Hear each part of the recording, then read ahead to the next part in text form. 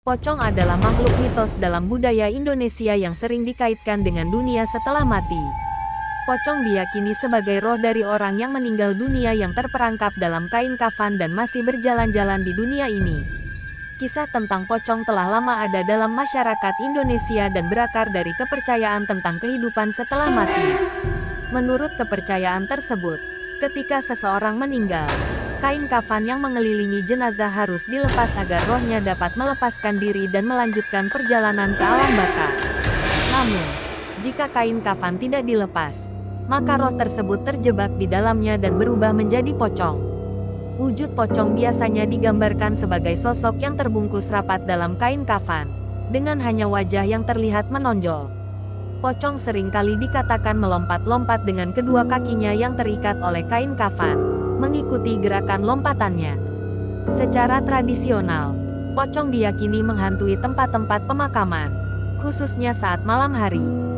Dalam kepercayaan masyarakat, pocong seringkali dikaitkan dengan hal-hal negatif, seperti mengganggu orang hidup, menakut-nakuti orang, atau memberikan pertanda buruk. Pocong ditakuti oleh masyarakat karena diyakini sebagai roh yang belum tenang dan masih memiliki keterikatan dengan dunia ini. Ketakutan ini mungkin berasal dari rasa hormat terhadap orang yang telah meninggal dan keyakinan bahwa berurusan dengan roh-roh yang belum berpindah dapat membawa kesialan atau gangguan. Untuk menghindari pocong, masyarakat sering mengambil beberapa langkah pencegahan.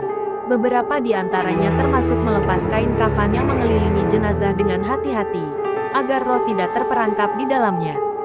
Selain itu, ada yang memasang benda-benda pelindung seperti bawang putih, kayu manis, atau bunga melati di sekitar rumah atau pemakaman untuk menjauhkan pocong. Tidak ada bukti ilmiah atau fakta yang menunjukkan bahwa pocong itu nyata. Pocong lebih merupakan mitos dan cerita rakyat yang diteruskan melalui tradisi dan kepercayaan budaya. Namun, banyak orang yang masih mempertahankan kepercayaan pada pocong dan menceritakan pengalaman atau cerita-cerita seram yang mereka klaim terkait dengan pocong. Beberapa ahli etnologi dan antropologi budaya berhipotesis bahwa konsep pocong mungkin berkembang sebagai cara untuk menyampaikan pesan moral dan mengajarkan nilai-nilai sosial kepada masyarakat. Mereka berpendapat bahwa pocong mungkin digunakan sebagai metafora untuk mengingatkan manusia akan pentingnya mempersiapkan kematian dengan cara yang benar dan melepaskan ikatan dengan dunia fisik. Dalam sejarahnya, pocong juga menjadi bagian dari cerita-cerita seram dan legenda di masyarakat, di mana mereka digambarkan sebagai makhluk yang menakutkan dan misterius. Cerita-cerita tersebut terus diperkaya dan disebarkan melalui tradisi lisan, pertunjukan seni, dan media modern seperti film horor, yang telah menjadikan pocong sebagai salah satu ikon makhluk supranatural yang paling terkenal di Indonesia. Ada cerita pocong di beberapa daerah di Indonesia yang perlu kamu ketahui. Cerita pocong Rawapening, Jawa Tengah. Rawapening di Jawa Tengah dikenal sebagai tempat munculnya pocong yang terbang. Konon, pocong di daerah ini memiliki kemampuan untuk melompat sangat tinggi hingga melewati kanal-kanal irigasi yang melintasi rawa tersebut. Cerita pocong Gentong, Jawa Timur. Di daerah Jawa Timur, terdapat cerita tentang pocong yang muncul dari dalam gentong tempat penyimpanan air dari tanah liat. Konon, pocong tersebut adalah roh orang yang meninggal dunia dengan cara yang tragis dan dikuburkan di dalam gentong. Cerita pocong Bergoyang, Sulawesi Selatan. Di Sulawesi Selatan, terdapat cerita tentang pocong yang memiliki gerakan yang unik. Pocong dikatakan bergoyang-goyang seperti terombang-ambing saat berjalan. Cerita ini memberikan sentuhan unik pada citra pocong yang melompat-lompat. Cerita pocong Bintaro, Jakarta. Cerita ini berhubungan dengan peristiwa kecelakaan kereta api di Bintaro pada tahun 1987. Konon, pocong-pocong muncul dari korban-korban kecelakaan tersebut dan menghantui daerah sekitarnya. Cerita pocong Pantai Selatan, Jawa Barat. Di daerah Pantai Selatan Jawa Barat, terdapat cerita tentang pocong yang muncul di pantai pada malam hari. Pocong dikatakan berjalan di tepi pantai dengan suara kain kafan yang menggeletak, menciptakan suasana seram bagi para pengunjung. Sebagian besar ulama Islam cenderung memandang pocong sebagai bagian dari legenda dan cerita rakyat yang tidak memiliki landasan agama yang kuat.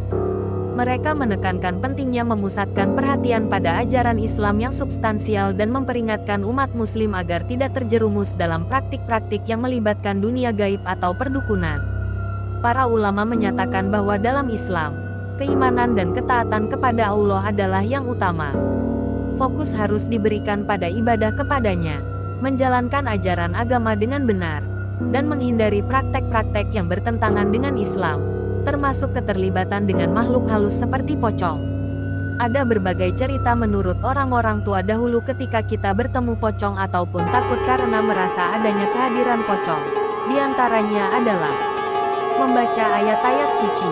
Dalam cerita rakyat, mengucapkan ayat-ayat suci Al-Quran atau doa-doa tertentu diyakini dapat mengusir atau melindungi dari kehadiran pocong.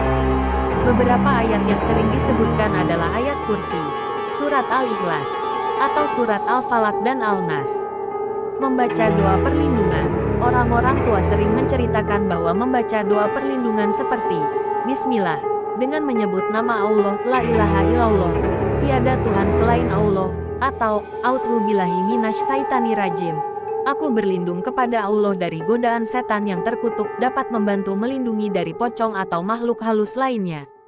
Menggunakan bahan-bahan tertentu. Dalam cerita-cerita rakyat, bahan-bahan seperti air suci, daun-daunan tertentu, atau ramuan khusus diyakini dapat mengusir pocong. Contohnya, menyiram air suci di sekitar area yang diduga dihuni oleh pocong atau membakar daun-daunan tertentu untuk membersihkan energi negatif. Memanggil ahli spiritual. Dalam tradisi tertentu, ahli spiritual atau paranormal dianggap memiliki keahlian khusus untuk mengatasi atau memusnahkan pocong. Orang-orang mungkin meminta bantuan mereka untuk melakukan ritual atau upaya penyembuhan. Di era modern ini, dengan akses luas terhadap informasi dan pendidikan yang lebih luas, banyak orang lebih cenderung melihat pocong sebagai bagian dari cerita rakyat atau mitos yang melekat dalam budaya mereka. Mereka mungkin melihatnya sebagai hiburan, cerita yang menarik, atau aspek dari warisan budaya yang patut dilestarikan. Pandangan skeptis ini juga dapat disebabkan oleh kurangnya bukti ilmiah yang mendukung keberadaan pocong atau makhluk halus lainnya. Namun, meskipun pandangan skeptis lebih umum di masyarakat modern, masih ada individu yang percaya pada keberadaan pocong atau makhluk halus lainnya. Ini bisa disebabkan oleh faktor kepercayaan pribadi, pengalaman pribadi, atau budaya dan tradisi yang kuat di daerah mereka. Bagaimana dengan kamu? Apakah percaya dengan adanya pocong? Atau malah pernah mengalami kejadian yang berhubungan pocong? Ceritakan kisahmu atau pendapatmu pada kami. Akhir kata, kita tetap harus percaya kepada Maha Kuasa. Niscaya semuanya bisa kita hadapi. Sampai jumpa pada pembahasan selanjutnya.